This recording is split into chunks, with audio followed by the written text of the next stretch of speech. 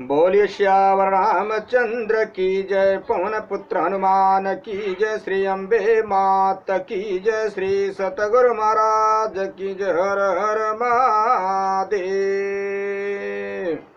राजा राम राम राम सीता राम राम राम, राजा राम राम राम सीता राम राम राम, राजा राम राम राम सीता राम राम राम, राजा राम राम राम सीता राम राम राम, राजा राम राम राम सीता राम राम राम, राजा राम राम राम सीता राम राम राम, राधे श्याम श्याम श्याम सीता राम राम राम, राधे श्याम श्याम श्याम सीता राम राम राम, राजा राम राम राम सीता राम राम राम, राजा राम राम राम सीता राम राम राम, राजा राम राम राम सीता राम राम राम, राजा राम राम राम सीता राम राम राम, राजा राम राम राम सीता राम राम राम, राजा राम राम राम सीता राम राम राम, राजा राम राम राम सीता राम राम राम। श्यावर रामचंद्र की जय, पवन पुत्र हनुमान की जय, श्री अम्बे मात की जय, श्री सतगुरु महाराज की जय। हर हर महादेव। श्री राम जय राम जय जय राम, श्री राम जय राम जय जय राम। भगवान शंकर के आशीर्वाद से, प्रभु श्री राम जी के कृपा से, देवी माँ के आशीर्वाद से, सदगुरु की कृपा से, श्री भक्तमाल कथा भाग 73 श्री मदालसा जी की कथा है। आगे आप लोगों ने श्री सती स्वयंभू की कथा सुना, जो उन्होंने प्रकट हुए बाद में शरीर त्याग करके गिरजा जी हिमालय के यहाँ पर्वत के रूप में प्रकट हुई, पार्वती के रूप में प्रकट हुई। भारतवर्ष में ऐसे योग्य पुत्र तो बहुत हुए हैं, जिन्होंने अपने सत्कर्मों से माता पिता का उद्धार करके पुत्र नाम को सार्थक किया हो, परंतु ऐसी माता जो परम उत्तम ज्ञान का उपदेश देकर पुत्रों का भी संसार सागर से उद्धार कर दे, केवल मदालसा ही थी। श्यावर रामचंद्र की जय। उसने पुत्रों का ही नहीं, अपना और पति का भी उद्धार किया था। मदालसा आदर्श विशुद्धि, आदर्श सती और आदर्श माता थी। उसका जन्म दिव्य कुल में। पहले तो वह गंधर्वराज विश्वावसु की पुत्री थी, फिर नागराज अश्वतर की कन्या के रूप में प्रकट हुई। उसके जीवन का संक्षिप्त वृत्तांत इस प्रकार है। श्यावर रामचंद्र की जय। प्राचीन काल में शत्रुजीत नाम के एक धर्मात्मा राजा राज करते थे। उनकी राजधानी गोमती के तट पर थी। उनके एक बड़ा बुद्धिमान, पराक्रमी और सुंदर पुत्र भी था। उसका नाम था ऋतुध्वज। एक दिन नवमी श्राइन से गालव मुनि राजा शत्रुजीत के दरबार में पधारे। उनके साथ एक बहुत ही सुंदर दिव्य अश्व था। उन्होंने राजा से कहा, महाराज, हम आपके राज्य में रहकर तपस्या यज्ञ भगवान का भजन करते हैं, किंतु एक दैत्य कुछ काल से हमारे इस पवित्र कार्य में बड़ी बाधा डाल रहा है। यद्यपि हम उसे अपनी क्रोध अग्नि से भस्म कर सकते हैं, तथापि ऐसा करना नहीं चाहते, क्योंकि प्रजा की रक्षा करना और दुष्टों को दंड देना यह राजा का कार्य है। एक दिन उसके उपद्रव से पीड़ित होकर हम उसे रोकने उदायपत विचार कर रहे थे। इतने में ही यह दिव्य अश्व आकाश से नीचे उतरा। उसी समय आकाशवाणी हुई, मुने,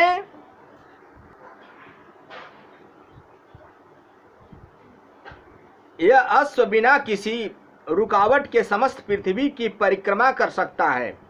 आकाश, पाताल, पर्वत, समुद्र सब जगह आसानी से जा सकता है। इसलिए इसका नाम कुवलय है।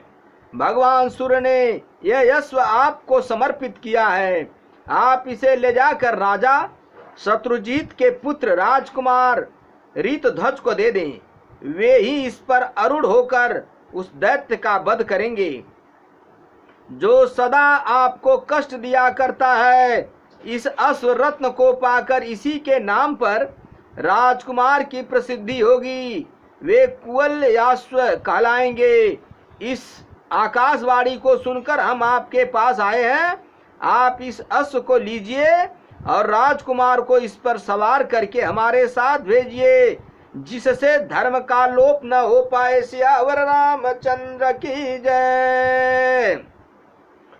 गालव मुनि के यो कहने पर धर्मात्मा राजा ने बड़ी प्रसन्नता के साथ राजकुमार को मुनियों की रक्षा के लिए भेजा। महर्षि के आश्रम पर पहुंचकर वे सब ओर से उसकी रक्षा करने लगे। एक दिन वह मंदोमत दानव सूर का रूप धारण करके वहां आया। राजकुमार शीघ्र ही घोड़े पर सवार हो उसके पीछे दौड़े। अर्धचंद्राकार बाण से उस पर प्रहार किया। बाण से आहत होकर वह शुक्राकार दैत्य प्राण बचाने के लिए भागा और वृक्षों तथा पर्वत की गिरी हुई घनी झाड़ियों में घुस गया। राजकुमार के अश्व ने उसका पीछा न छोड़ा। दैत्य भागता हुआ सहस्त्रों योजन दूर निकल गया और एक रथ पर बील के आकार में एक स्थान पर बील के आकार में दिखाई देने वाली अंधेरी गुफा में कूद पड़ा। अश्वरोही राजकुमार भी उसके पीछे उसी गड्ढे में कूद पड़े। भीतर जाने पर वहां सुअर नहीं दिखाई पड़ा, बल्कि दिव्य प्रकाश से परिपूर्ण पाताल लोक का दर्शन हुआ। सामने ही इंद्रपुरी के समान एक सुंदर नगर था, जिसमें सैकड़ों सोने के महल शोभा पा रहे थे। राजकुमार ने उसमें प्रवेश किया, किंतु वहां उन्हें कोई मनुष्य नहीं दिखाई दिया। वे नगर में घूमने लगे। घूमते ही घूमते उन्होंने एक स्त्री देखी जो बड़ी उतावली के साथ कहीं चली जा रही थी। राजकुमार ने उससे कुछ पूछना चाहा, किंतु वह आगे बढ़कर चुपचाप एक महल की सीढ़ियों पर चढ़ गई। ऋतुध्वज ने भी घोड़े को एक जगह बांध दिया और उसी स्त्री के पीछे पीछे महल में प्रवेश किया। भीतर जाकर देखा सोने का बना हुआ एक विशाल पलंग है। उस पर एक सुंदरी कन्या बैठी है जो अपने सौंदर्य से रति को भी लजा रही है। दोनों ने एक दूसरे को देखा और दोनों का मन परस्पर आकर्षित हो गया। कन्या मूर्छित हो गई। तब पहली स्त्री ताड़ का पंखा लेकर उसे हवा करने लगी। जब वह कुछ होश में आई तो राजकुमार ने उसकी मूर्छा का कारण पूछा। वह लजा गई। उसने सब कुछ अपनी सखी को बता दिया। उसकी सखी ने कहा, प्रभु, देवलोक में गंधर्वराज विश्वासु सर्वत्र विख्यात हैं। यह सुंदरी उन्हीं की कन्या मदालसा है। एक दिन जब यह अपने पिता के उद्यान में घूम रही थी, पाताल केतु नामक दानों ने अपनी माया फैलाकर इसे हर लिया। उसका निवास स्थान यही है। सुनने में आया है आगामी त्रयोदशी को वह इसके साथ विवाह करेगा। इससे मेरी सखी को अपार कष्ट है। अभी कल की बात है, यह बेचारी आत्महत्या करने को तैयार हो गई थी। उसी समय कामधेनु ने प्रकट होकर कहा, बेटी, वह नीच दानव तुम्हें नहीं पा सकता। मृत्यलोक में जाने पर उसे जो अपने बाणों से बीध डालेगा वही तुम्हारा पति होगा। यूं कहकर माता सुरभि अंतर्धान हो गई। मेरा नाम कुंडला है। मैं इस मदालसा की सखी विंध्यवान की पुत्री और वीर पुष्कर माली की पत्नी हूँ। मेरे पति देवासुर संग्राम में शुंभ के हाथों मारे गए। तब से मैं तपस्या का जीवन व्यतीत कर रही हूँ। सखी के स्नेह से यहाँ इसे धीरज बधाने आ गई हूँ। सुना है मृतलोक के किसी वीर ने पाताल केतु को अपने बाणों का निशाना बनाया है। मैं उसी का पता लगाने गई थी। बात सही निकली। आपको देखकर मेरी सखी के हृदय में प्रेम का संचार हो गया है, किंतु माता सुरभि के कथनानुसार इसका विवाह उस वीर के साथ होगा जिसने पाताल केतु को घायल किया है। यही सोचकर दुख के मारे मूर्छित हो गई।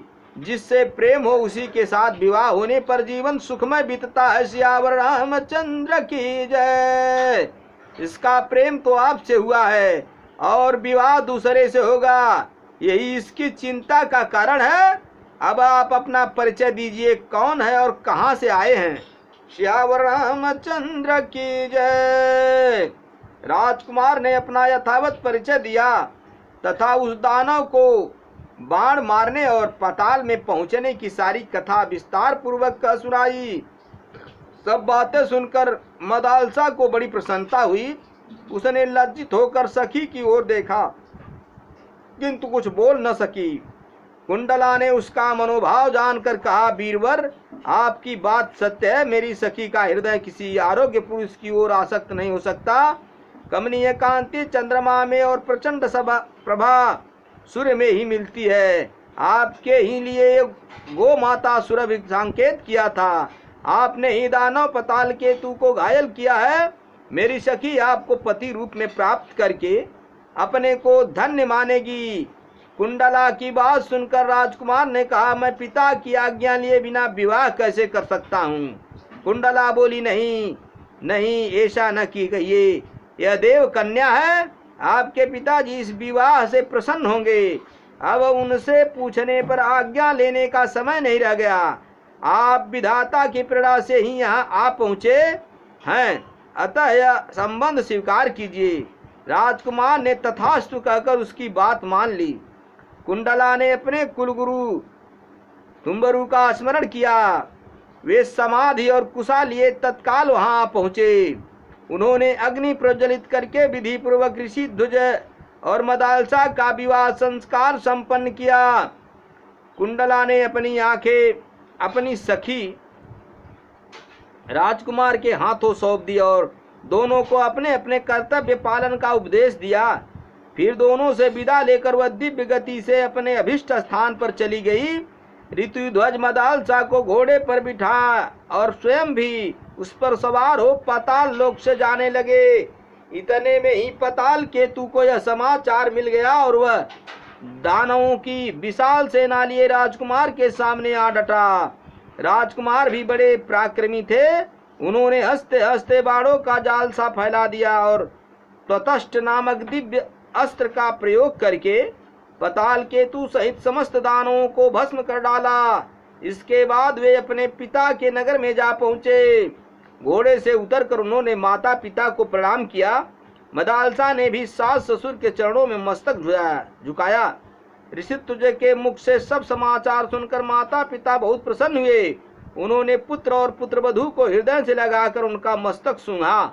मदालसा पति गृह में बड़े सुख से रहने लगी। वह प्रतिदिन प्रातः काल उठकर सास ससुर के चरणों में प्रणाम करती और पति को अपनी सेवा से संतुष्ट रखती। सियावर रामचंद्र की जय। तदंतर एक दिन राजा शत्रुजीत ने राजकुमार ऋषिध्वज से कहा, बेटा तुम प्रतिदिन प्रातः काल इस अश्व पर सवार हो, ब्राह्मणों की रक्षा के लिए इस पृथ्वी पर विचरते रहो। राजकुमार ने बहुत अच्छा कहकर पिता की आज्ञा सिरोधार्य की। वे प्रतिदिन पूर्वाह में ही पृथ्वी की परिक्रमा करके पिता के चरणों में नमस्कार करते थे। एक दिन घूमते हुए वे यमुना तट पर गए। वहां पाताल केतु का छोटा भाई ताल केतु आश्रम बनाकर मुनि के भेष में रहता था। राजकुमार ने मुनि जानकर उसे प्रणाम किया। वह बोला, राजकुमार मैं धर्म के लिए यज्ञ करना चाहता हूँ, किंतु मेरे पास दक्षिणा नहीं है। तुम अपने गले का यह आभूषण दे दो और यहीं रहकर मेरी आश्रम की रक्षा करो। मैं जल के भीतर प्रवेश करके वरुण देवता की स्थिति करता हूँ, उसके बाद जल्दी ही लौट आऊंगा। यों कहकर ताल केतु जल में घुसा और माया से अदृश्य हो गया। राजकुमार उसके आश्रम पर ठहर गए। मुनि वेशधारी ताल केतु राजा शत्रुजीत के नगर में गया। वहां जाकर उसने कहा, राजन, आपके पुत्र दैत्य के साथ युद्ध करते करते मारे गए। यह उनका आभूषण है। यूं कहकर वह जैसे आया था उसी प्रकार लौट गया। राजकुमार की मृत्यु का दुखपूर्ण समाचार सुनकर नगर में हाहाकार मच गया। राजा, रानी तथा रनिवास की स्त्रियां शोक से व्याकुल होकर विलाप करने लगी। सियावर रामचंद्र की जय। मदालसा ने उनके गले के आभूषण को देखा और पति को मारा गया सुनकर तुरंत ही अपने प्यारे प्राणों को त्याग दिया। राजमहल का शोक दूरा हो गया। राजा शत्रुजीत ने किसी प्रकार धैर्य धारण किया और रानी तथा अंतपुर के अन्य लोगों को भी समझा बुझाकर शांत किया।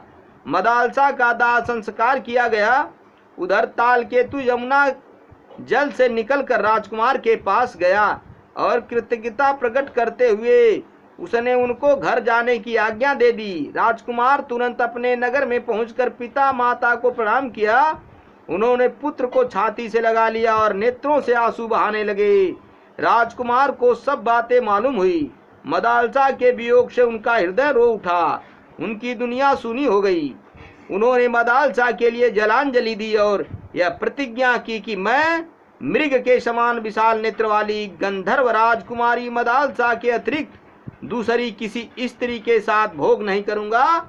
यह मैंने सर्वथा सत्य कहा। सियावर रामचंद्र की जय। इस प्रकार प्रतिज्ञा करके उन्होंने स्त्री संबंधी भोग से मन हटा लिया और स्वयं में शक मित्रों के साथ मन बहलाने लगे। इसी समय नागराज अश्वतर के 2 पुत्र मनुष्य रूप में पृथ्वी पर घूमने के लिए निकले। आगे की कथा अगले भाग में रहेगी। मेरे भाइयों, मेरे मित्रों, ईश्वर सत्य है, जगत मिथ्या है। जो इस जगत में सांसारिक जीवन प्रपंच में फंसा, दुख ही दुख है, सुख कहाँ उसमें।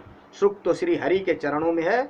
इसलिए कहीं भी कैसे भी चलते फिरते, उठते बैठते, सोते जागते, हर पल हर घड़ी राम नाम, कृष्ण नाम, हरि नाम, नारायण नाम का जपन करें, उनका ही भजन करें, संत सेवा, गुरु सेवा, ब्राह्मण सेवा, शास्त्र निर्देशित कार्य करें, अपने जीवन का कल्याण करें। सियावर रामचंद्र की जय।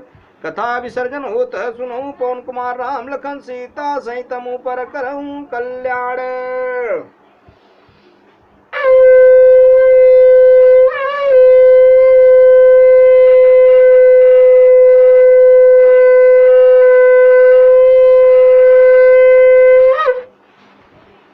हरि नारायण।